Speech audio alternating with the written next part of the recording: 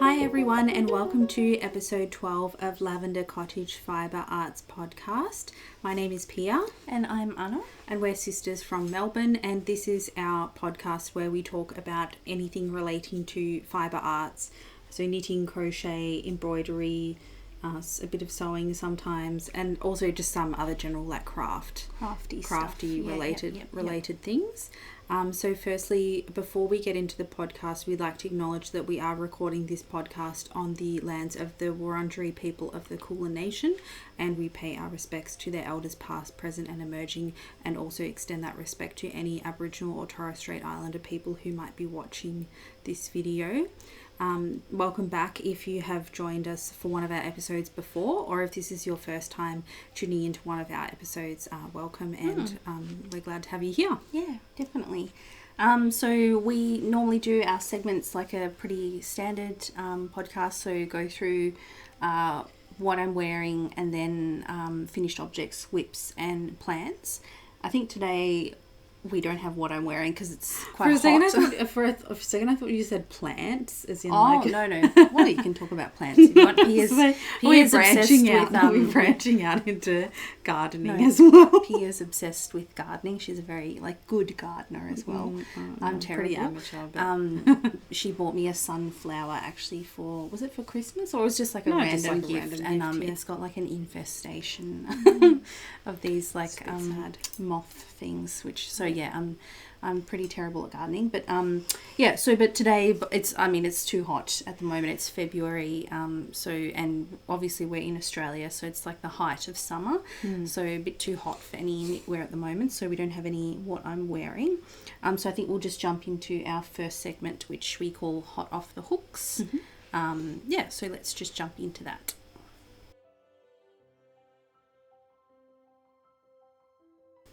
Alright, so this is our first segment, Hot Off the Hooks, and this is where we talk about FOs, or finished objects. Sometimes it's hot off the needles, sometimes hot out of the kiln, sometimes hot off the desk, I suppose. Hot off the press. Yeah. So, do you want to go first?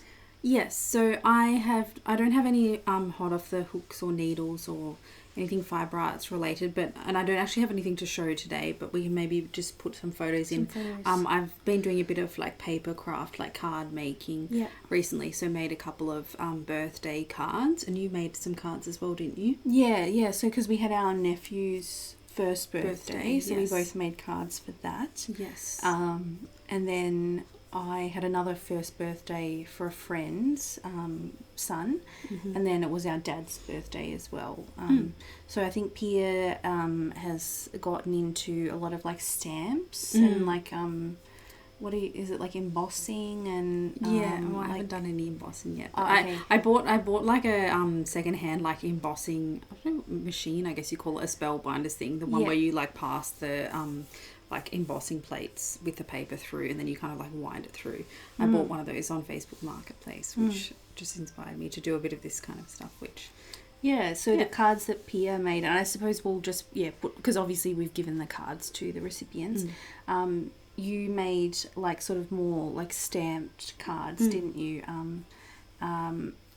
So yours is more like a collage kind of thing? Well, so one of the cards I made, I actually used some ink pads of all different colours, and then my thumbprint, and I made this little caterpillar, which I thought was kind of cute. And then the other one I used some fabric scraps, and I cut them out into circle shapes to be planets. So it's the front of the card was a solar system, and then inside the card it said congratulations on completing your first lap around the sun. So that was kind of how I tied the theme of the solar system and the birthday together. And that one I thought it was a cool way to use up even really, really tiny scraps of fabric, because I think some of the planets I used literally a 5-cent coin to trace out the size of it, and I actually just stuck them on with double-sided tape, and they stuck onto the card really well, and it didn't create a ridge or anything where the tape was. I thought it worked quite well. So I think I might use that technique in the future, to make, I don't know, petals of a flower or something like that. And then you can just do like the other details, like line drawing with a pen. With like a fine tip pen. Yeah, and I suppose if you use for fabric, like probably some glue maybe would soak through the fabric and then make it go a bit crusty. Like hard. And look a bit funny. So tape, so. Tape is probably better. I think so. Better option for that. But yeah, so and what have you finished in the way of fibre art? So I do have lots of FOs for fibre arts, but they're actually all gift knits, so I don't have them anymore. But I'll just I took photos obviously of everything, and I will go through what I have made. So the first thing was and I think I showed just my yarn choice in our previous episode, because it was a test knit, and she the designer had asked us not to share like too much on social media, because it was going to be for a magazine publication. But in the end, the publication actually didn't end up going through, which is a bit of a shame. But I guess the flip side of that is that she has now been able to self-publish the pattern. So the pattern was called the Edie Baby Cardigan, and the designer is abbie.makes on Instagram. And obviously we leave information about all of our projects like in the description box. So yeah, I made the cardigan in the 3 to 6 month. That was the size that I tested, and the yarn I used was some Bendigo Woolen Mills, their 8-ply luxury yarn, and the colour I used was lavender. And I actually had quite a bit left over, so I decided to make like a beanie and use like that chevron stitch pattern that's on the cardigan to kind of make a bit of a matching set. And so the beanie, I kind of used a pattern, just the basic beanie pattern from the Maker store. It's just one of their free patterns, but I did have to play around a little bit with the stitch count and the decrease ratio, because I needed I think I needed a multiple of 8 for the chevron pattern. So I just had to sort of fluff around a little bit with the stitch count, and then because I had changed the stitch count, the decreases like I wasn't going to get to the final stitch count that you're supposed to have, so I had to change, I think, the ratio of decreases or something. I can't remember exactly what I did, to be honest. I should have written it down. And then I had still a tiny bit of yarn left over after that, so I just made a pom-pom to go on the top of the beanie. So that one I gifted to one of our closest friends. Her sister had a baby just before Christmas, so hopefully... Oh, have you given that to... Or did you leave it at... I gave it to... I was house sitting actually for her parents, so I left the cardigan there, and she sent me a message already saying that they've received it. She sent you a photo of her wearing it? I think it's maybe a bit hot for her at the moment, so... try it on for a minute. That's why I chose like the 3 to 6 month size, because she'll be that age kind of in the middle of the year. So the next, and I guess like why I have a lot of FOs is because like most of my gift knits are baby knits, so like they're very quick, quite small, quick projects. The second one I have is 2 pairs of socks that I knit for the friend of mine who her son's first birthday was in January, and these 2 I used a pattern called Stretchy Baby Socks, which is a free pattern on Ravelry by Fabienne Schulte. I did change though the heel that comes in the pattern. I found that I was getting quite a big gap at like the corner of the heel, like it's a type of short row heel, so I actually just substituted in the fish lips kiss heel, and I felt that looked better. And these I was mainly just using up scrap yarn, so I had 2 minis that I had used for myself, like the cuffs and toes of a sock, and I had like a few grams of it left, so I just basically split it in half and then use that to do like a little contrast stripe at the cuff. And then so both of those minis were actually from Cheshire Hand Dyed, who's a UK based Etsy seller.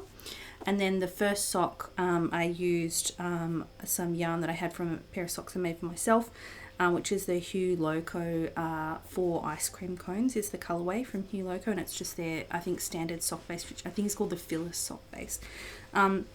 And then the other yarn for the second sock, the sort of teal colour with the bright green cuff, that was actually the yarn. Do you remember from my Stephen West's surprise sock along, I had that issue where I accidentally like bleached the yarn by leaving it in a very sunny window for ages. And so I thought that if I frogged it because I didn't I wasn't happy with how it was bleached.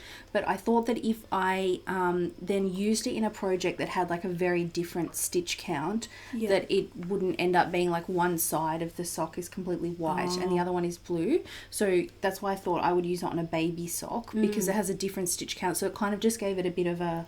like a variegated kind of variegated, like almost like a tie-dye effect. I actually think it ended up looking okay. So I'm glad that I found a way to use that yarn, and that it's not like I was like, oh, I'll just use any old thing for this baby, who cares. Like, I feel like it actually did look nice. So that was those two. Then I've got another pair of baby socks that I knitted for my nephew, same pattern and everything. This one, the yarn I used was a mini, well, it was like a scrap mini, I guess, that I bought at one of the She's Crafty markets from Zigo Zago, but I'm pretty sure the yarn is actually a Hobie yarn. Because I think when I was looking on the Hobie website, I was like, hey, that looks like this. So I'm pretty sure it's their unicorn yarn in the shade Hopeful. So she was just selling like little bundles of like scraps, I guess. So yeah. I'm pretty sure that's what it was the shade Hopeful from their unicorn yarn. And I think for all of these I knit the 1 year old size, because I think it's like 12 to 18 months.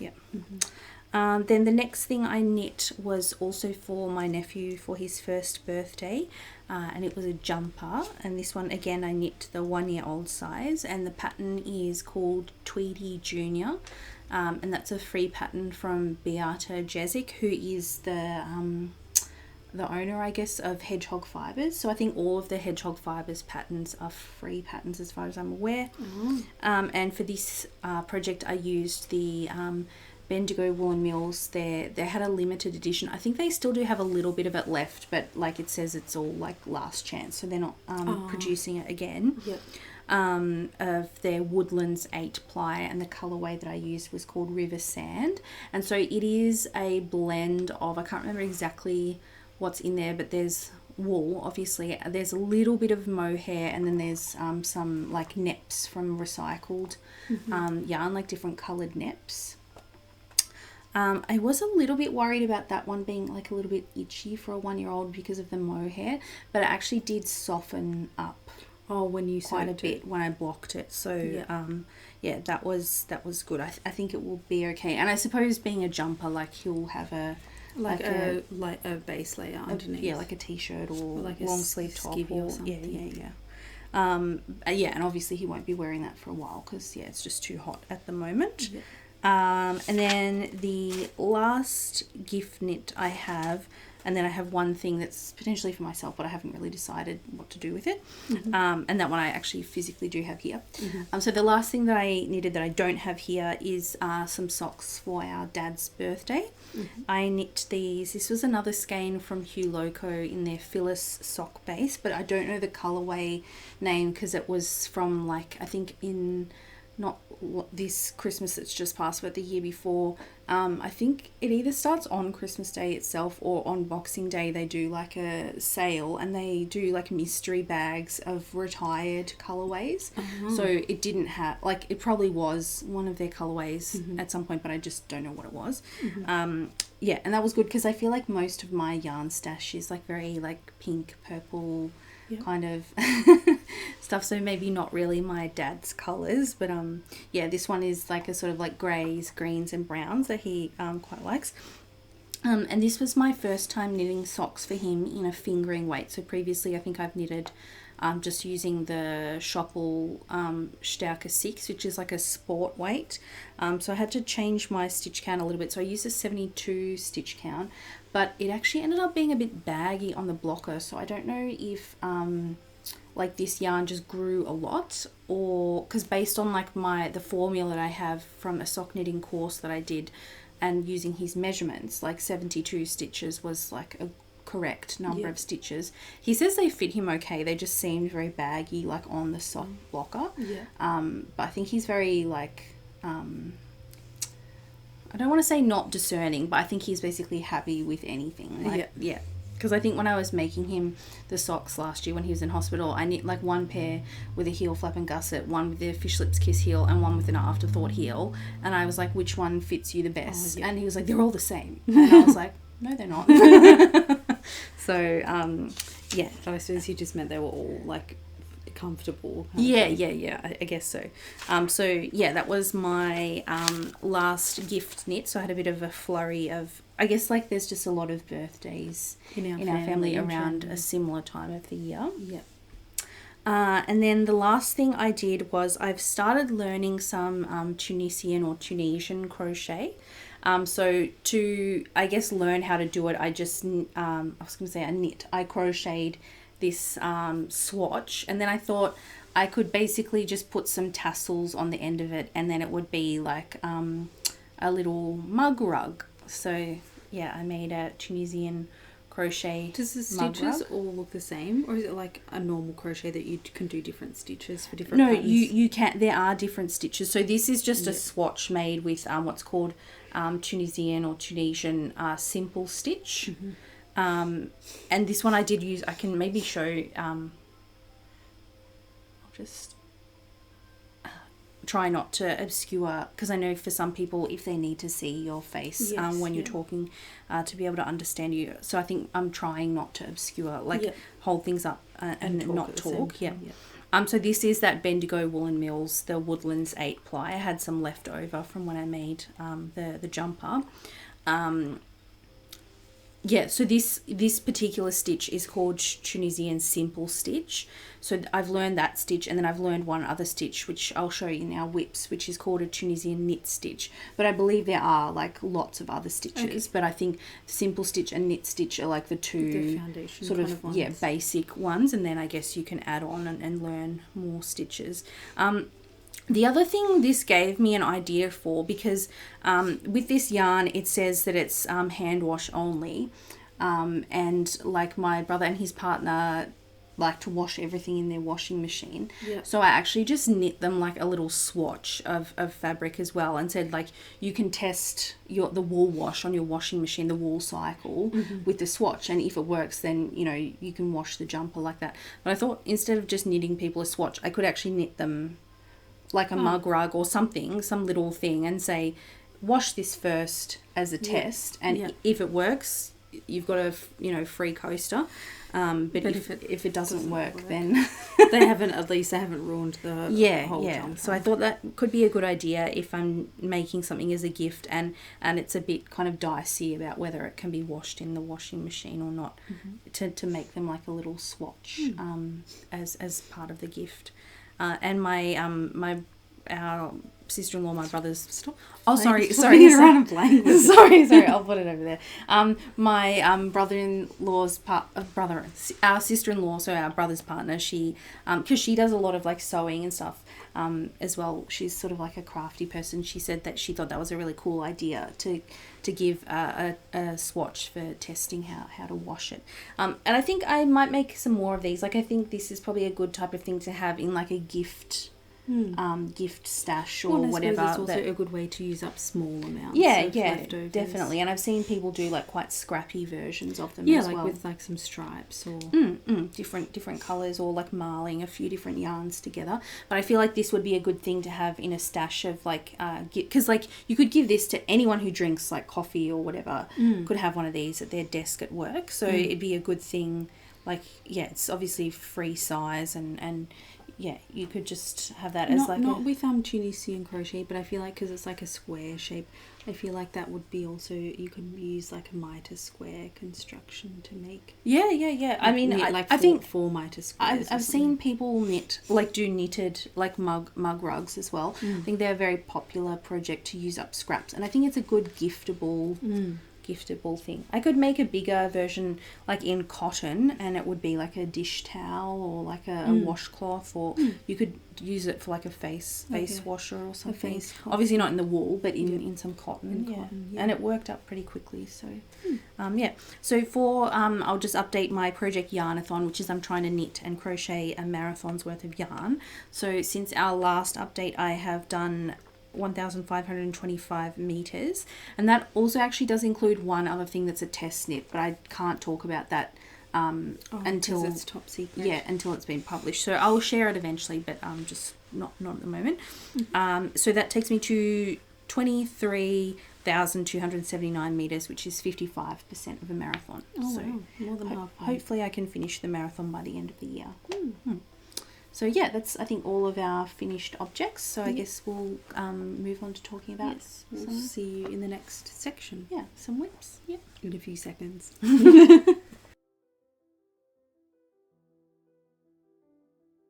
So now it's time for our Whip It Good section, which is where we talk about any whips or work in progress. So projects that we've got on the go at the moment. I've just got two things to show. One is I've got two as well, but you go first. My Starry Nights embroidery. So this is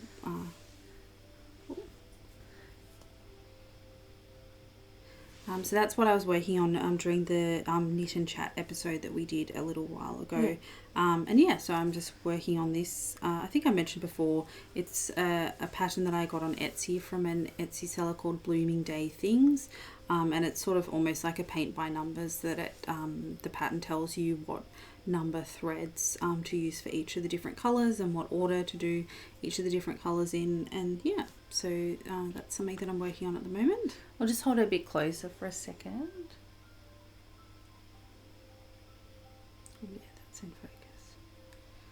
So I think now do you just have to do like the little, is that a village at the bottom or yes, a field? It's like a little town, and then I'm also just adding in some detail onto like the highlighting onto the swirl to give it a bit of like, I guess it just gives it a kind of sense of movement. I think doing like with the stitches in the embroidery, like it already, I'll hold it a bit closer again. But I think just doing it in the stitches already gives it like a lot of, like I really do feel that, you know. Yeah, like, but because I've only done about half the cloud with the two different blues, and then I think I have to add in one more lighter blue just for a bit of highlight and maybe a bit of white in the swirl as well. I guess it's quite labour intensive because like you're literally covering the whole thing with stitches, and some things there'll be like several layers of stitches as well, isn't there? Yeah. It'll be awesome when it's finished. Yeah, and I really like this painting. It's one of my too. Favourite paintings. Me too. Probably one of the sort of most like recognised. Like everyone and straight away will know. The sunflowers, I think, will know that it is the most like iconic. Yeah. And my other whip that I'm working on at the moment is this is making a reappearance. There it is. So this is the Hue Shift Afghan from Knit Picks. And I just bought the kit of this from their website in the pastel rainbow colorway. So previously, what I've knitted so far, I did with English style knitting, but I decided I did want to learn continental knitting. So I did a swatch I did a swatch with continental knitting. And this I did with 4mm needles. The previous squares I done on 4.5, just because I think a lot of people say that your tension is a bit looser with continental. I think for most people it is, but I guess like how much looser probably differs from person to person. But so I'll just hold that up there. No, not very towards the camera. Sorry, I'm doing. But you can see that the square that I knit with the 4mm, it's a couple of, and I suppose it's really obvious on the like multicoloured ones. It's like 3 sort of ridges smaller. So I'm doing another kind of gauge of one square with 4.5mm needles now. So I guess maybe my tension with continental just isn't much different to my tension with English knitting. And then I guess I'll decide whether, depending on how the size goes, whether I want to pull out what I've already done, like frog all of that and start again, or if I will just keep this if it's fairly similar. The other thing that I did find, and I guess this was just because I was very new to doing mitre squares, but some of my joins like are a bit loose. Like I guess you might be able to just put like a stitch there. There's a bit of stitch like a hole in there to like when you're weaving in the ends, you might be able to just kind of like close some of those gaps. Some of the gaps when you're weaving in ends. Yeah, I think you probably can. Yeah, so I guess it's not very noticeable if you're just looking, like if you really stretch it out. But like, Yeah. So I guess if I can keep all this work that I've done, I probably should. And that's why I decided for the for my gauge thing to start knitting like a square that was on like the opposite side of the blanket, because the construction of the Hue Shift Afghan, you knit it in like 4 panels and then you seam them together with mattress stitch. So I just started on a colour that's in a different panel. So if the size does look alright, that I could still keep what I've done so far. I reckon you should get back into that, because it's going to look really nice when it's finished. Yeah, it's just a long-term project, I guess. I think quite big. Blankets are like in general long-term projects, but it will look awesome when it's finished. But yeah, so those are my main kind of whips at the moment. I do have quite a few like pottery whips as well, but maybe I'll just go into more detail when they're finished that I can show. One of the main sort of like pottery whips that I'm working on at the moment is trying to learn how to throw things with lids, because I did have a goal to make an urn for my dog Sandy, who passed away last year, as like a final kind of resting place for her ashes. So that's something that I'm working on at the moment. I have made one, but I think I'm just not 100% happy with it. And I know it doesn't have to be perfect because it is something handmade, but because it is obviously a very special project that I would like to be kind of happy with it. Okay. Actually, I didn't mind the urn that I've made so far. It's just the lid that I wasn't 100% happy with. So I might actually this afternoon just try and make another different lid. Another lid. Cool. I have 2 whips to talk about. I've got a lot more whips, but I've only got 2 that are sort of quite active at the moment. So the first is just my public transport knitting, which is for the vast majority of the time is a pair of socks.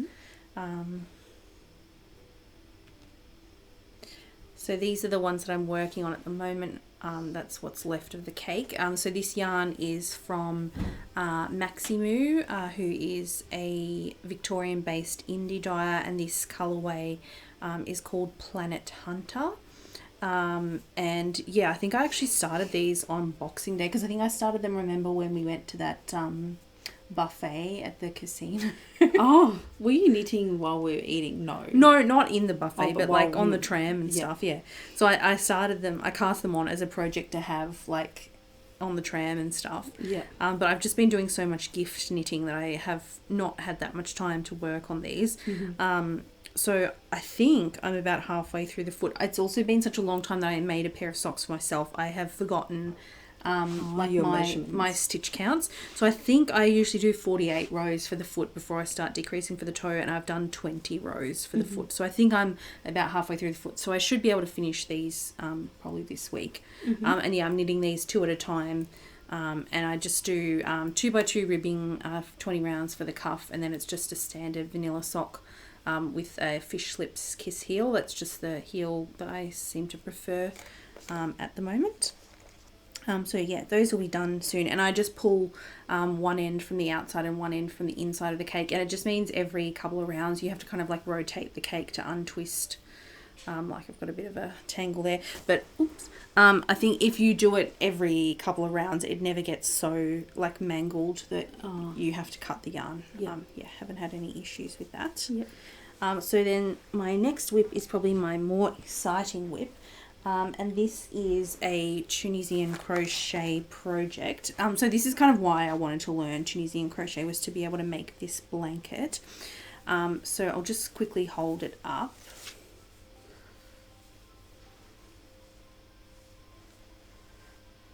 I think, yeah, basically getting all of what I've done so far. I think we basically got all of what I've done so far in the frame.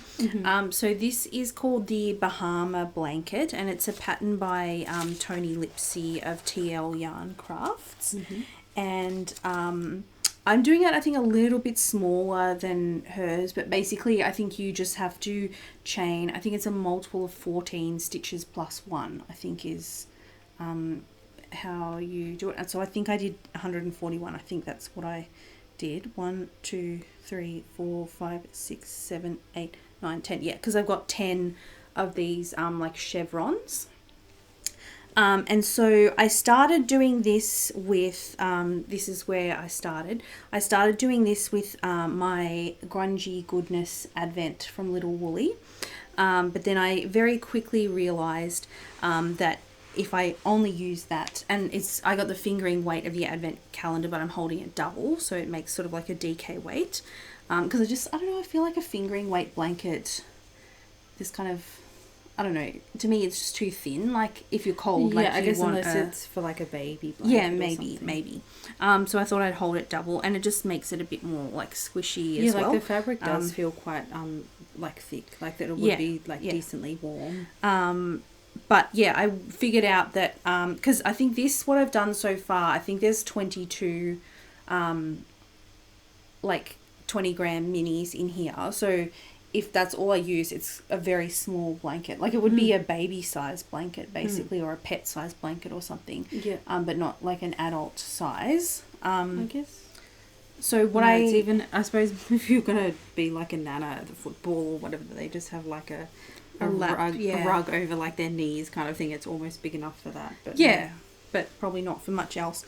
So what I ended up doing is I basically went through my stash of minis and just kind of tried to pick out some other ones that kind of just go with the vibes of the grungy goodness, which I think I've done a reasonably good job of that. So thus far, some of it is the advent, and then some of it is minis that I have just picked out for myself. And because like the little woolly advent, it wasn't a fade or anything like that. So I think it's quite, I don't know, conducive to doing that. And I think I've got about 40 colours in total. And what I want it for is at my desk at work, it's often quite cold in the office, so I kind of want like a blanket that's not too wide but is long-ish, so that I can basically like drape it around, like it's kind of like a shawly blankety type hybrid kind of thing. That's kind of what I want it for. So I think if I make it about double this length, it will be it will be enough to like wrap around size that I can shoulders, drape it around myself.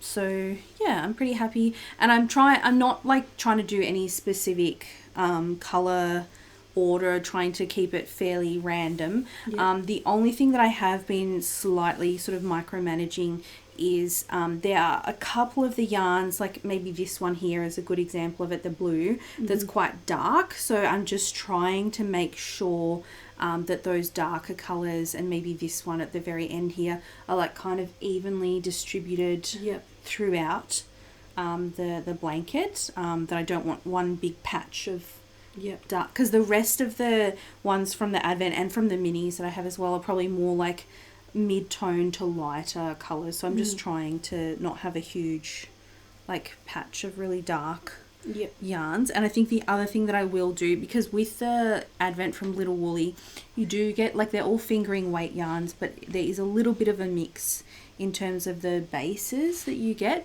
And the one that I started with,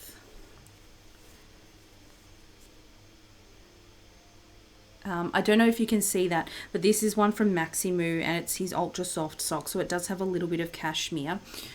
So it is a little bit fluffier than some of the other sort of standard sock yarns. So I think I will do, when I get to the end, I think I'm going to try and end in something from the same base, just so the ends kind of look the same. But I think having the different bases throughout the blanket doesn't really bother me. Like, I don't think it's super obvious in the blanket, but I think on the ends it's maybe a little bit easier to see. And so I'm holding fingering weight double, and I think I'm using a 5.5 millimeter hook. This is from Luca or Lika, I'm not too sure exactly how you say it. I bought myself their, I think it's the Indigo set of Tunisian crochet hooks, kind of for my birthday, a bit of a birthday present. This detaches and you can put a different size. Like it's an interchangeable set. And actually, part of the reason I thought I would go for the Luca ones was there's not that many brands that sell interchangeable crochet hook sets, but Luca, their cables are compatible with Knit Pro. So like I already have quite a few cables from Knit Pro, because I have a set of their Mindful knitting needles. Yeah. So I thought that was a good idea. I've never used a bamboo hook or needle before. Well, actually, I don't know if this is bamboo or wood. I think it's wood. I was a bit scared that I would like break it, to be honest, but it's been okay. And I was a bit worried as well because I only crochet with the ergonomic crochet hooks. I was worried that this would like hurt my hand, but obviously for the Tunisian you can't have the ergonomic grip. Yeah. Because but I think it's been okay because most of the time the hook is actually in your project. So I guess like the it's almost like it's wrapped in wool when you're using it. So that's like a sort of a soft grip. Soft grip anyway. Yeah, yeah. So yeah, I really like how this is turning out. I'll just hold up I have this one little section that's like my favourite section, so I'll show you guys.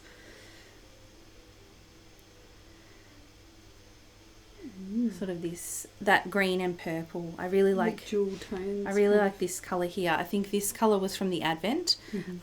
This green with little flecks of pink, and I think that's from Hedgehog Fibres, and the colourway is called Park Life.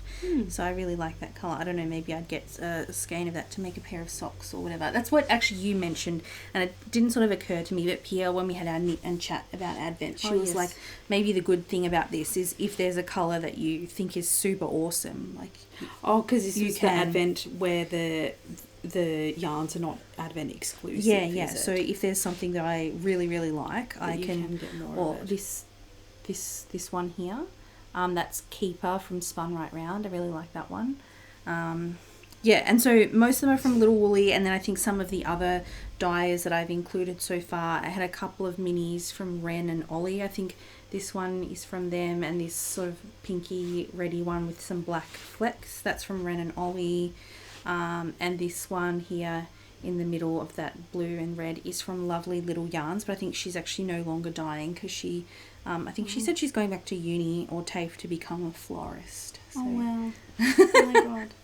That's Pia's dream. No, I could never be a florist because you have to get up. You have to get up really early in the morning. Because all the flower markets start at like 5 a.m. So yeah, I'm really happy with how this is turning out, and I think it's taking me maybe about an hour to do one colour. So I think I maybe can finish it within another month or so. Yeah. I'm happy with how it's turning out. So I think that's all of our whips. So I guess we'll move into our last section.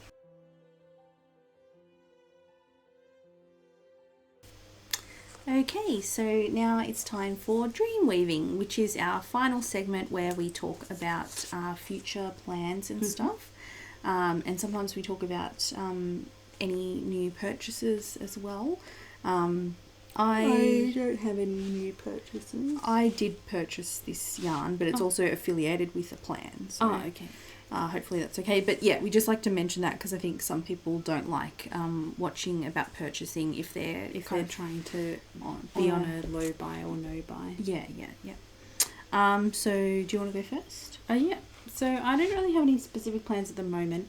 I think one thing that I did actually look at, that I saw some patterns on Ravelry, was that latch hooking crochet type of thing, where I think that's where you get like a sort of like canvas mesh and you kind of like hook. Oh, is that the same as punch needle? Is that similar? No, no. But so I was thinking about maybe. I feel like that you could use like very small amounts of yarn as well, couldn't you? Yeah. So that was one thing that I've been Would you just buy like a kit to first test it out kind of thing? Potentially. I mean, I think the pattern that I was looking at on Ravelry was about $5. So I assume if you buy like the pattern, they tell you what materials you need. I wonder where you can buy that plastic stuff at Spotlight or... people use it for like making rugs and stuff as well. So or otherwise I'm sure you can get it online. So that was something that's like vaguely interesting to me at the moment. But then...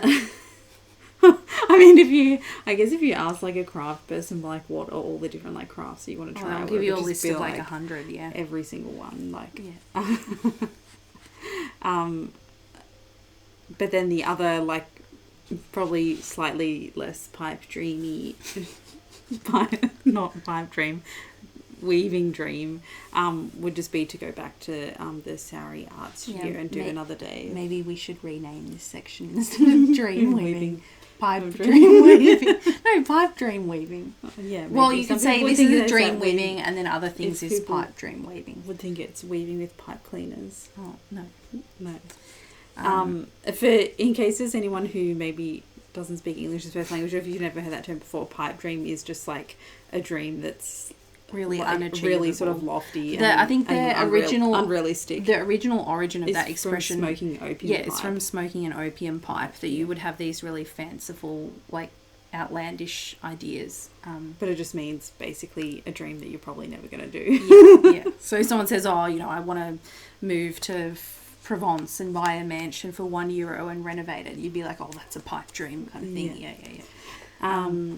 But yeah, so then I can't remember if we mentioned in a previous section that Heather, who's the lady who runs a Sari art studio, and she was previously based in Malmesbury, which is kind of in regional Victoria near Kyneton. Yeah. But now that she's relocated back to Metro Melbourne, that it's a bit more accessible. Yeah. It was very nice to like go away for like a weekend. Yeah, I think we did that twice. And stay in like an Airbnb in but it obviously just makes it a lot more expensive. And I suppose it takes a bit more time as well. Whereas now that she's in Templestowe, you could go to a one-day workshop. Yeah, like we're literally 10 minutes drive away from it. Yeah. So I'd have to look at booking something like that. And I do have some time off work over Easter, so maybe I should have a look around then, because I presume probably things will start booking out fairly soon, because that's like quite a popular time for holidays and such. So Cool.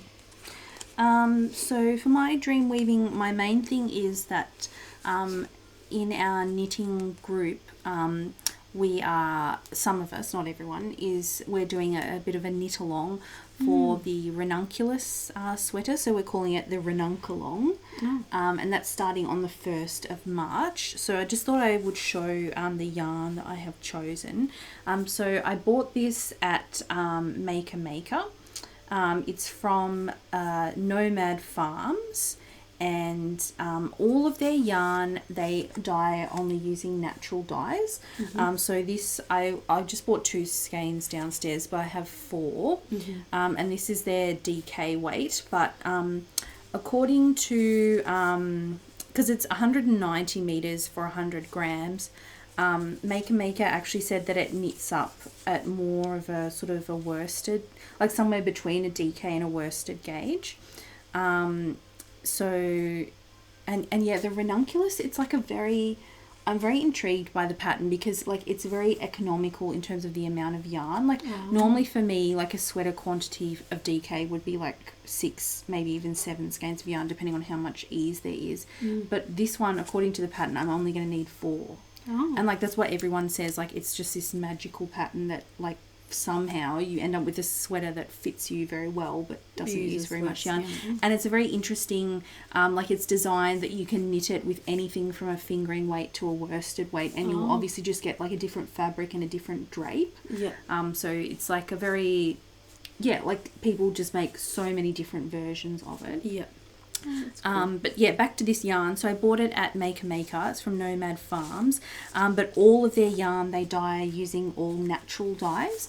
So this particular colorway is achieved using avocado pits, like the stones. And that's why the colour is called avocado. Yeah, that's why the colour is called avocado. If someone said to me that a colourway was called avocado, I would probably expect that it would be like a light green colour, but that makes sense. And this Nomad Farms, it's a regenerative family farm in South Australia, and then the wool is milled in Victoria, and it's non-superwash, so nothing happens overseas. It's all produced in Australia. Cool. And yeah, they only dye things with plants. So I think they're I guess trying to be maybe a bit more sustainable in terms of their sort of yarn production. And I'm pretty sure they also sell like produce as well.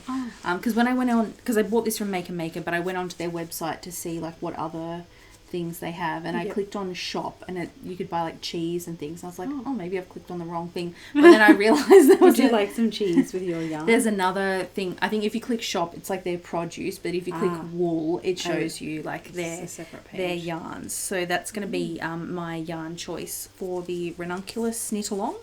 So I think I actually knit a gauge swatch already, and then I stupidly, I frogged it, and then I forgot what needle size I used to make it. So I've got to redo my gauge swatch. And I think as well, that one, I'm still a bit undecided on the size that I'm going to knit, because they basically tell you the finished measurements and they give you a range of ease, but they say that it just depends on the fit that you want, that you can have anywhere from something like 20 to 80 centimeters of positive ease. So I think I could probably knit either the size, I think 3, 4, 5 or 6, just depending on the ease that I want. But a lot of the photos on the Ravelry page, they tell you what size they knit and how much ease they have. So I think I'm just going to have to do a little bit of research to find one that gives a fit, that seems to have a fit that I like. So that is my main dream weaving thing. And then the other plans that I have coming up, it's not really a dream, this is more of a concrete plan. I'm in 2 more test knits at the moment, but both of these are also secret test knits. So that will be kind of what I'm doing a fair bit of in the next couple of months, is working on those test knits. And I'll eventually be able to show the results of it, but just not for a little while. But so that's my main plan, is this ranunculus knit along.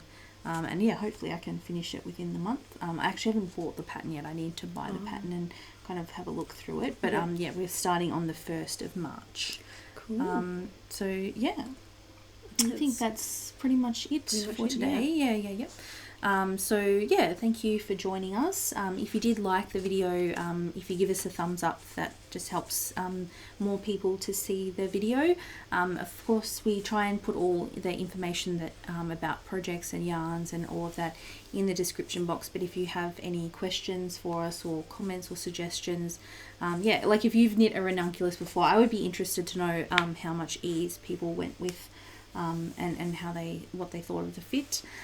You can always leave us a comment, and if you're not already subscribed to our channel but you did enjoy the podcast, we would really appreciate it if you did subscribe to our channel. And I think the next video that we'll be back with in a couple of weeks would be another knit and chat. So we do a podcast and then a knit and chat and then a podcast kind of thing. Alternating in between the episodes as well. I'm not very good at Instagram, but you put a lot more things on Instagrams, stories and stuff. And I think I'm now again a little bit behind, but I think at the end of the year I did go through and update my Ravelry page. So I put photos of FOs and a lot of my projects didn't have a photo on them and stuff like that. So I made sure my Ravelry was up to date. So often there's maybe a bit more information or close-up photos and whatever on Ravelry as well. Cool. So thanks for joining us, and until we see you again, we wish you happy stitching. Bye.